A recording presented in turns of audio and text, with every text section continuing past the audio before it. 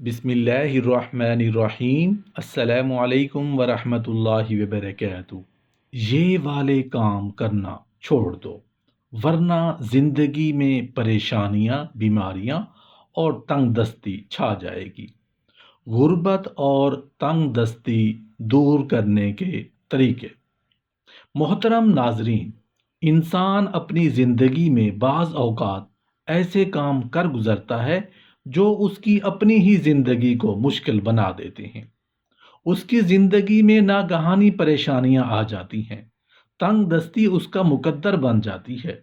یہ ایسے کام ہیں جو انسان جانے میں یا انجانے میں یا بعض اوقات وقت کے ہاتھوں مجبور ہو کر ایسے کاموں کا ارتکاب کرتا چلا جاتا ہے، جس سے کہ نہ صرف وہ معاشی اور معاشرتی بدحالی کا شکار ہو جاتا ہے، بلکہ ایسے کاموں کا ارتکاب کرنے والا انسان دنیا میں بھی ذلیل اور رسوا ہوتا ہے، قبر میں بھی عذاب جھیلتا ہے اور آخرت میں رسوائی اس کا مقدر بن جاتی ہے۔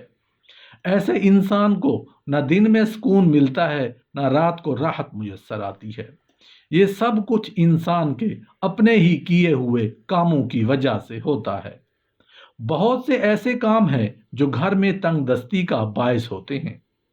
یہ کام نہ صرف رزق میں تنگی اور غربت کا باعث بنتے ہیں، بلکہ یاد رکھنا چاہیے کہ ایسے فعل بہت سخت گناہ بھی ہیں، اور ان گناہوں کا پتہ ہونے کے باوجود لوگ ان کا ارتکاب کرتے ہیں۔ یہ ایسے گناہ ہیں جو گھر میں رزق کے دروازے بند کر دیتے ہیں۔ نہ صرف یہ کہ رزق کے تنگی ایسے گھروں کا مقدر بنتی ہے، بلکہ مختلف قسم کی بیماریاں اور پریشانیاں بھی ایسے گھروں میں ڈیرے ڈال لیتی ہیں۔ اس لیے چاہیے کہ ان گناہوں سے اپنے آپ کو دور رکھا جائے۔ آئیے میں آپ کو بتاتا ہوں کہ یہ کیسے ہو سکتا ہے۔ جانے میں یا انجانے میں مردوں کی اکثریت اور اب خواتین بھی اس گناہ کا ارتکاب کرنے لگی ہیں۔ وہ ہے فضول میں کسی کو گالیاں دیتے رہنا۔ نوکر یا ملازم کو گالی دے دی، رکشہ ڈرائیور کو گالی دے دی، ٹیکسی ڈرائیور کو گالی دے دی، دکاندار کو گالی دے دی، حتیٰ کہ اولاد کو، بیٹی کو، ماں باپ کو گالی دے دیتے ہیں۔ لوگوں نے گالی دینا فیشن بنا لیا ہے، وہ اس کو گناہ ہی تصور نہیں کرتے۔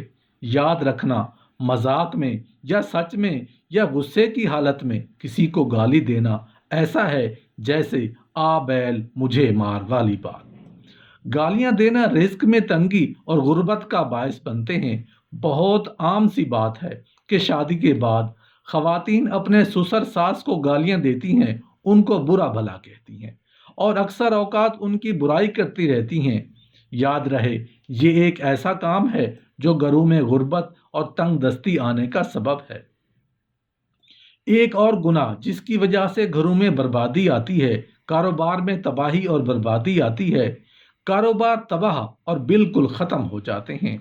اولاد پر، گھر پر بیماریاں اور پریشانیاں پہاڑ بن کر گرتی ہیں۔ وہ ہے جھوٹ بولنا۔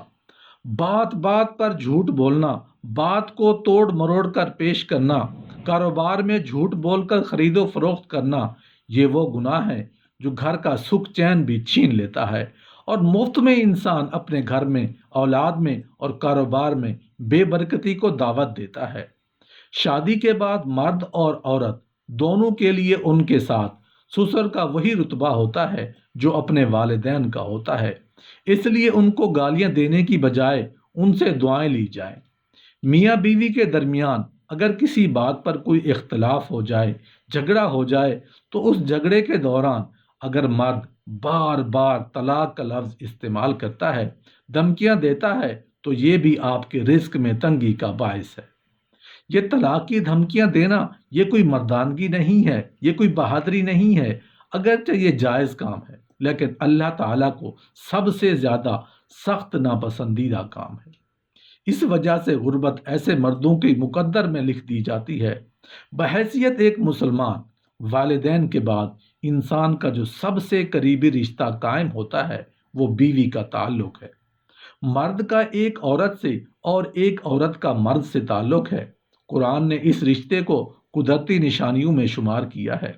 ارشاد باری تعالیٰ ہے، اللہ تعالیٰ کی نشانیوں میں سے ایک یہ بھی ہے کہ اس نے تمہارے لیے تمہارے ہی جنس سے جوڑے پیدا کیے تاکہ ان کے ذریعے تم سکون حاصل کر سکو، اور تمہارے درمیان محبت اور رحمت رکھ دی ہے۔ اور اللہ تعالیٰ نے مرد عورت کے ایک دوسرے کے اوپر حقوق متعین کیے ہیں جن سے خاندان کی بنیاد مضبوط ہوتی ہے۔ اسی لیے اسلام میں شوہر کو یہ حکم دیا ہے کہ وہ اپنی بیوی کے ساتھ حسن معاشرت کا برتاؤ اختیار کرے، اور یہی درس بیوی کے لیے بھی ہے کہ اگر دیکھا جائے بیوی کو اللہ نے سکون کا ذریعہ بنایا، اس لیے عورت کا فرض ہے کہ وہ مرد کے لیے ایسا ماحول فراہم کرے جس سے اس کو ذہنی سکون اور قلبی سکون حاصل ہو۔ رسول اللہ صلی اللہ علیہ وآلہ وسلم کی زندگی سے ہمیں یہ درس ملتا ہے کہ بیویوں کے ساتھ حسن سلوک کیا جائے۔ جس گھر میں پیار و محبت اتفاق ہوتا ہے اس گھر میں اللہ کی رحمت برستی ہے، اس کے برعکس وہ گھر جس میں لڑائی جھگڑے بے اتفاقیاں ہوتی ہیں وہ اللہ کی برکت سے محروم ہوتے ہیں، اور یوں تنگ دستی، پریشانیاں، بیماریاں اس گھر کا مقدر بنتی ہیں۔ اس لیے ضروری ہے کہ میاں بیوی آپس میں پیار و محبت سے رہیں۔ رسول اللہ صلی اللہ علیہ وآلہ وسلم نے فرمایا کہ تم میں سے سب سے بہترین وہ لوگ ہیں جو اپنی عورتوں کے ساتھ اچھا برتاؤ کرتے ہیں، اور میں تم میں اپنی خواتین کے ساتھ بہترین برتاؤ کرنے والا ہوں۔ حضرت ابو ہریرہ رضی اللہ عنہ فرماتے ہیں کہ رسول اللہ صلی اللہ علیہ وآلہ وسلم نے فرمایا کہ تم کو عورتوں کے بارے میں بھلائی کی نصیحت کرتا ہوں۔ ایک اور روایت میں نبی پاک صلی اللہ علیہ وآلہ وسلم نے عورتوں کے ساتھ حسن سلوک اور بہترین برتاؤ کو کمال ایمان کی شرط قرار دیا ہے۔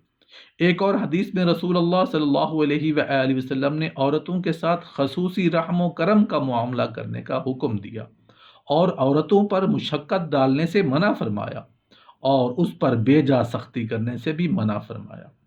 رسول اللہ صلی اللہ علیہ وآلہ وسلم نے ہمیں یہ ساری تعلیمات عورت کے ساتھ حسن سلوک رکھنے کے لیے دی ہیں، اور عورت کے ساتھ اچھا برتاؤ کرنے کا نبی پاک صلی اللہ علیہ وآلہ وسلم نے حکم دیا ہے تاکہ اللہ تعالی ہمیشہ آپ سے راضی رہے اور ایسے کاموں سے اجتناب کریں جو اللہ کی ناراضگی کا باعث بنتے ہوں، کیونکہ جب اللہ ناراض ہوتا ہے تو انسان کے اوپر کڑے امتحان اور کڑی سختیاں مسلط کر دیتا ہے۔ اللہ پاک سے دعا ہے کہ اللہ پاک سمجھنے کی اور عمل کرنے کی توفیق دے، اور ایسے کاموں سے بچائے جو ہماری دنیا اور آخرت میں پریشانیوں کا سبب بنے، اور ہمیں ایسے کاموں کی رغبت عطا فرمائے جس سے اللہ اور ہمارے پیارے رسول حضرت محمد صلی اللہ علیہ وآلہ وسلم خوش ہوتے ہوں۔ آمین یا رب العالمین۔